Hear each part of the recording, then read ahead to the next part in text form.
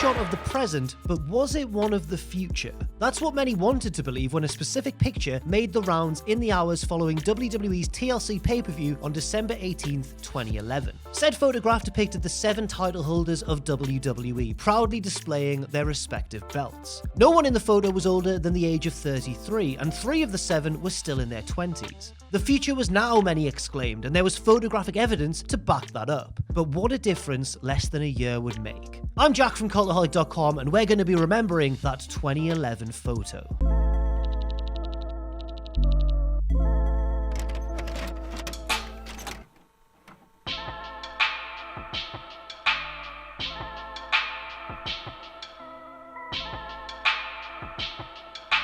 The image was a visual breath of fresh air following what was, in many ways, a stagnant 2011. There were moments of brilliance, certainly, from the short-lived Summer of Punk to Randy Orton and Christian's highly underrated series of matches, as well as The Rock reminding us once more why he is the most electrifying man in sports entertainment. But the list of positives cuts off right about there, as you're left with a pretty horrid WrestleMania 27, Michael Cole's relentless yammering, Sin Cara being pretty much a flop, the mass walkout of Raw that made the roster look like dopes, and of course, the sabotage of the Summer of Punk. And that made a picture like this very timely. Truly, one worth 1,000 words, all of them optimistic and hopeful. On the bottom right of the photo kneels Evan Bourne, the dynamic junior heavyweight whose effortless agility made him stand out in a period where WWE didn't employ all that many daredevils. There seemed to be a clear ceiling over Bourne's head in WWE, as few wrestlers of his size, outside of the globally renowned Rey Mysterio, were capable of busting through in 2011. Nonetheless, Bourne was unique enough to develop his own niche in the mid-card, and proved especially handy in the tag team division, especially when paired up with a fellow exuberant babyface. To the opposite side of the photo is his partner, Kofi Kingston. Before finding his voice as part of the New Day, Kingston seemed destined to be the modern-day Tito Santana, a likeable, reliable upper mid-carder who will always have a place on the show, dipping in and out of secondary title scenes whenever the company deems it necessary. And here, life continued on as usual for Kofi, who held the IC title heading into 2011, lost it, won the US title in the spring, lost that, and was now part of the tag team champs alongside Bourne, collectively known as Air Boom. In between the tag title holders is the Divas champion, Beth Phoenix. For months previous, Beth and her partner Natalya declared war on most of the rest of the women's division, believing their rivals to be nothing more than pretty faces lacking substance. In the days before Becky Lynch, Sasha Banks, and Asuka got the forum to show that they could kick just as much ass as the men, the fire and fury of Beth Phoenix's ilk was a much rarer sight on WWE programming. But she was exactly the type of roadblock for babyface challengers to test their might against, winning the Divas belt in October and staving off Kelly Kelly and Eve Torres in the months since. In the upper left stands a wrestler whose future days in the sport few could have predicted, but here, Cody Rhodes was a talented young heel with potential to spare. With an act that seemed to borrow liberally from Christian Bale's portrayal of the twisted Patrick Bateman, Rhodes really came into his own in 2011, commercially and artistically. Not only had Cody shaped his maniacal edge through the role of a psychologically scarred narcissist, but he had firmly stepped out of all prior shadows, both familial and from his time spent as a meek underling. Now the IC champion having personally reintroduced that classic white design, Rhodes took obvious pride in holding the workhorse belt. Opposite him is a man whose fame was 50% unorthodox invention and 50% eager crowdsourcing. Long Island's own Zack Ryder. Just as WWE had begun wrapping its arms around the rise of social media, here was erstwhile undercard Ryder, building a massive cult following with the irreverent YouTube series Z True Long Island Story. It didn't take long for Ryder to go from forgettable to favoured as the masses began chanting for the oft-absent wrestler at Raw and SmackDown tapings. Even Stone Cold Steve Austin and The Rock publicly endorsed Ryder in their own unique ways. The demand for Ryder culminated in him unseating Dolph Ziggler to become United States champion the night of TLC, hitting his Rough Rider finish to an enormous pop. Inside stand the two world champions. Centre left, there's Daniel Bryan, the widely respected American Dragon, who reached the apex that very night, cashing in his Money in the Bank briefcase to pin an already toppled Big Show. And yes, one could take umbrage with how hollow the victory may have been, but it didn't really seem to quell the exhilaration. Bryan was a working class hero that had tirelessly worked his ass off to make it this far. He had no looming frame or Hollywood connections to exploit, he was a what you see is what you get athlete. And fans caught on to his affability just as much as they did his transcendent wrestling skills. To anyone who dreamed the wrestling dream, Bryan was their avatar. And finally, you had the oldest individual in the photo, 33-year-old CM Punk. Punk.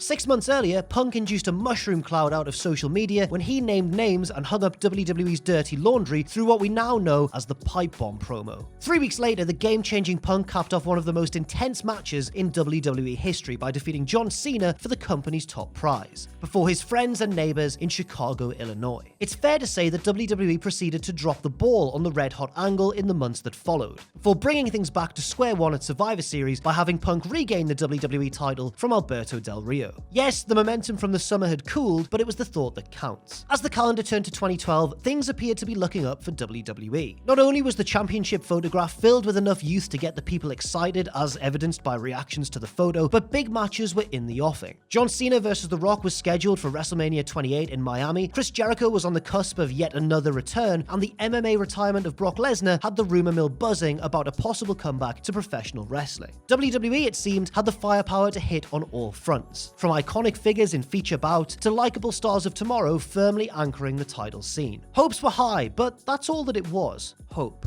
Just 2 weeks into the year, Airboom lost the WWE Tag Team titles at a Sunday night house show in Oakland to the Colognes, Epico and Primo. After putting over the new champs once more the following night on Raw, Bourne was suspended for his second violation of WWE's wellness policy, after previously being suspended in November. Bourne never returned to WWE TV. He suffered horrendous injuries to his foot in a motorcycle accident that March, causing him to miss much more time. The dissolution of Airboom wasn't exactly a career killer for Kingston, because he went back to the role he was used to playing, the dependable mid-carder with upper mid-card potential. He formed a sometimes forgotten partnership with R-Truth that did yield a 4-month tag team title reign beginning in April of 2012. In other words, life for the pre-New Day Kofi was pretty much normal. He took part in a 12-man tag at WrestleMania 28, marking his 4th consecutive WrestleMania appearance, and the 4th straight in which there were at least 8 wrestlers in the match he was in. Bonus fact, it wasn't until WrestleMania 35 in 2019 that Kofi wrestled in a straight-up one-on-one match at WrestleMania, more than a decade into his time with the company. Some of that can be chalked up to his New Day allegiance, but prior to that, he was apparently viewed as little more than athletic window dressing for some multi-man scramble. As for Beth Phoenix, she remained in her role as a division powerhouse, holding the belt through WrestleMania before losing it to Nikki Bella on an episode of Raw later in April. After falling short in title matches at subsequent pay-per-views, Beth slipped further and further down the card, losing to ascending wrestlers such as Eve Torres, Caitlyn, and reigning Divas champion Layla. At the end of October, Beth Phoenix left the company after giving her notice the previous month. The 31-year-old said at the time that she was leaving to focus on family. However, she revealed in a 2019 interview that her actual impetus for getting out was frustration over the state of the division, saying, "I felt in my heart I had done my best and I'd tried really hard to change things, but she felt the WWE's investment in the women was lacking." Compared to some of the others that he occupied the photo with, Rhodes' 2012 wasn't all that bad. He initially pressed on as an upper mid-card heel with potential to ascend further, holding the IC belt for close to 8 months. The reign ended at WrestleMania 28 when he was KO'd by Big Show in a pretty brief match. He did regain the belt by narrowly winning a tables match over Show a month later, only to lose it just 3 weeks afterwards to Christian. After stalling out as a singles superstar, Rhodes, who eventually began sporting that lovely mustache, moved into the tag division, where a promising and entertaining partnership with Damien Sandow sadly failed to yield any gold. Then we come to Zack Ryder, the poor bastard. Losing the US title to Jack Swagger 2 weeks into the new year was really a drop in the bucket compared to how the next few months were going to go for him. After the organic groundswell of crowd support pushed Zack to new horizons, someone in WWE decided he'd gone as far as he was going to go, and a highly counterproductive story featuring him was set in motion. Ryder had become the Jimmy Olsen to John Cena's Superman, a hapless weakling who was brutalized in one-sided fashion by a rejuvenated Kane and made to look like an utter geek on a week-to-week basis. Even worse, a romance angle with Eve Torres resulted in Eve's heel turn after she revealed that she was only using Zack to get to her real crush, John Cena. A wheelchair-bound, sad Zack Ryder got to witness Eve kiss Cena before he was rolled off the stage by Kane for his troubles. He suffered further indignity when he took the fall in the aforementioned 12-man tag at WrestleMania 28 and left lying in a heap. Ryder probably would have been literally castrated on pay-per-view if one of the sponsors hadn't put their foot down or something. Longtime friend Kurt Hawkins summed up the predicament in a 2014 interview by by saying he got over without the office, without TV time, and then they did just crush it and take it all away from him. It's like you're not going to get pushed unless they pick you to get pushed, and that's kind of it. The same night Ryder took the fall in the 12-man, Daniel Bryan suffered a much more specialized defeat, which at least had the courtesy of being much shorter. His World Heavyweight title defense against Sheamus at WrestleMania 28 lasted a mere 18 seconds, as he was immediately bro-kicked and pinned by his larger babyface foe. In the months preceding Mania, Bryan had turned heel, becoming a petulant, gloating egomaniac who had little regard for on-screen girlfriend AJ Lee. This was in spite of his earnestness and work ethic playing a really big part in his organic popularity. And fans who watched Sheamus steamroll Bryan didn't view it as a conquering hero putting a smarmy villain in his place. They saw it instead as a giant middle finger in their direction.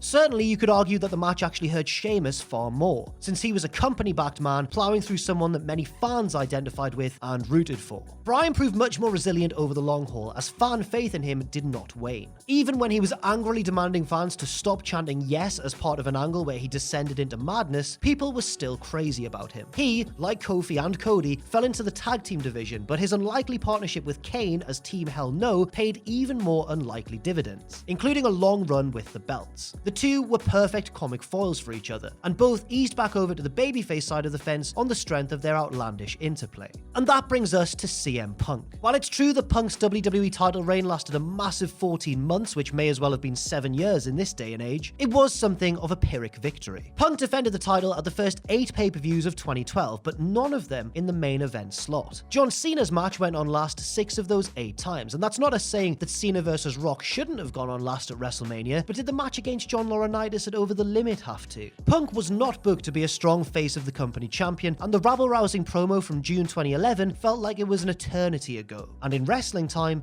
it probably was. But he was still popular, even if not quite pipe bomb popular. That's why it was a little troubling for many to see Punk suddenly revert to being a cowardly heel after violently attacking The Rock and displaying a yellow streak when confronted by Cena. The Punk that took on the machine was suddenly running away with his tail between his legs from Cena, from Ryback, even from Vince McMahon himself. Punk was being groomed to transition the title onto the part-time Rock at the Royal Rumble, and needed to be a heel to make the switch work. The way they went about it, however, tasted a little sour to those who could swear that just 1 year earlier, Punk was primed to be the next Stone Cold Steve Austin. So what on earth happened in 2012? Well, the part-timer happened. WWE had already begun saving the likes of Undertaker and Triple H for major events, but surely The Rock wasn't going to be wrestling on a weekly basis anyway. Brock Lesnar's contract upon returning only called for him to wrestle a handful of times per year, and with that favoured status usually came the main event slot, because you'd want to use the Beast Incarnate in the most prime position. The continued reliance on nostalgia combined with the declining quality of the weekly programs to create a new paradigm. The full-timers were weakened by hackneyed writing on a week-to-week basis, while the stars of yesteryear went unencumbered, feeling much fresher when their few headline appearances rolled around. In summary, the full-timers felt less like stars, while the part-timers came off more star-like, not only as a rule, but perhaps as an unintended consequence as well. At TLC 2012, a full year after the photo was taken, only 3 of the 7 occupants wrestled on the show. Kofi in defense of an IC title that he'd lose 2 weeks later, Cody in a tag team match to open the show, and Bryan, who took the pinfall in a wild 6-man TLC bout against 3 debuting studs in the Shield. Beth Phoenix, as we said, was already gone, while Evan Bourne was likely still recovering from his motorcycle accident.